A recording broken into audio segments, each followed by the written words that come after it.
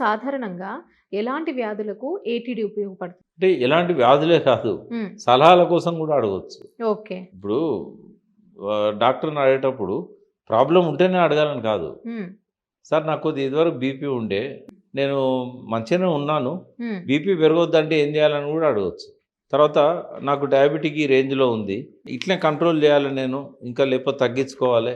హ్మ్. అంటే నేను ఏం తినాలని కూడా అడగొచ్చు. ఇలా న్యూట్రిషనిస్టులు కూడా ఉంటారు. ఓకే. డాక్టర్సే కాకుండా వాళ్ళు కూడా 24 అవర్స్ అడ్వైజ్ చేస్తారు. ఓకే. కాబట్టి ప్రాబ్లమ్స్ వచ్చినప్పుడు ఏందంటే, ఎలాంటి ప్రాబ్లమ్స్ అయినా అడగచ్చు.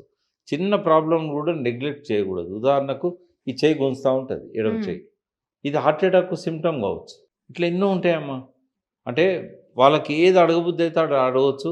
హ్మ్. రోజుకు 2 సార్లు కూడా ఒక పేషెంట్ ఫోన్ చేయొచ్చు. హ్మ్. ఒక మామూలు వ్యక్తి కూడా. అయితే ఏమైద్దంటే చాలా సార్లు ఇక్కడ అమెరికాలో ఉంటారు ఎక్కువ మంది. ఇప్పుడు దాదాపు 1.5 మిలియన్ అమెరికాలో తెలుగు వాళ్ళు ఉన్నారు. వాళ్ళ పేరెంట్స్ సిక్ అంటారు. ఇప్పుడు వాళ్ళు పిల్లలకు ఫోన్ చేయాలంటే, ఇక్కడ డే టైమ్, అక్కడ రాత్రి. అవును. వాడు నిద్రలో ఉంటాడు, లేపుడెందుకు? మళ్ళీ వాడు ఎక్కువ అంటే పరేషాన్ అయితాడు. హ్మ్. మనకేమైందో అనుకోని కలత చెందుతాడు. అక్కడి నుంచి మళ్ళీ ఫ్లైట్ టికెట్ చాలా మంది అలాగే అట్లా అనుకుంటారు సార్. అనుకుంటారు. అవును. అనుకోని తల్లిదండ్రులు ఏం చేస్తారంటే పిల్లలకు చెప్పరు. ఎందుకు వాడిని డిస్టర్బ్ చేయడం? తర్వాత నైట్‌లో ప్రాబ్లమ్ వచ్చిందనుకో, వాడు ఆఫీస్‌లో ఉంటాడు, వాడు పనిలో ఉంటాడు. హ్మ్. వాడిని ఇబ్బంది పెట్టుడు ఎందుకు? ఇగ వాడంతా మన గురించే ఆలోచిస్తాడు ఏమైందో, ఎట్లున్నారో అని. తర్వాత ఇప్పుడు ఫ్లైట్ ఎక్కి రావాలనుకుంటాడు. 2,00,000, 3,00,000 ఉంటది ఎమర్జెన్సీ టికెట్. మరి ఎందుకు ఇదంతా వానికి చెప్పడం అవసరమా?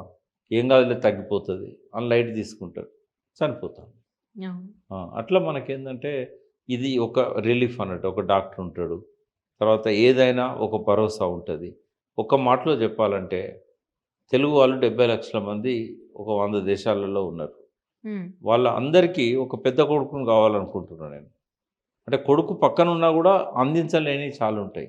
అవును. రాత్రి 2 గంటలకు చెస్ట్ పెయిన్ వస్తే కొడుకు గూడా ఏం చేయలేడు. 108 ఫోన్ చేసి వెయిట్ చేస్తా ఉంటాడు. హ్మ్. ఈ 108 సర్వీస్ బానే ఉంది గానీ 650 మండలాలుంటే హ్మ్. అవి ఉన్నాయి 450. అంటే 1,00,000 మందికి గూడా ఒక్క అంబులెన్స్ సర్వీస్ ఇవ్వాల్సొస్తాంది. మరి అది ఎప్పుడు రావాలి? అట్లా కాకుండా మనం ప్రైవేట్ అంబులెన్సెస్ అన్నిటితోని టచ్‌లో ఉంటాం. నియర్ బై ఉన్న హాస్పిటల్స్ అన్నిటికి సంబంధించిన అంబులెన్స్‌లతోని టచ్‌లో ఉంటాం. 15, 20 నిమిషాల్లో అంబులెన్స్ వచ్చే విధంగా మనం సర్వీస్ ఇస్తాం.